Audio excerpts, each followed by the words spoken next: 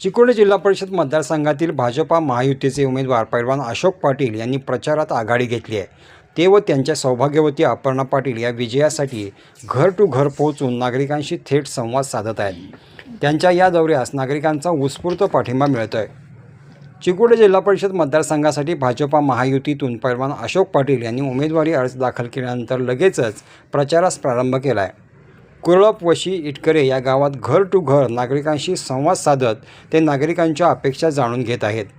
आता पैलवान अशोक पाटील यांच्या प्रचारार्थ व त्यांच्या विजयासाठी त्यांच्या सौभाग्यवती अपर्णा पाटील मैदानात उतरले आहेत।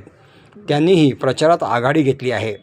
या दौऱ्यादरम्यान ते स्थानिक समस्या, अपेक्षा, विकासाबाबतच्या नागरिकांच्या भावना समजावून घेत आहेत।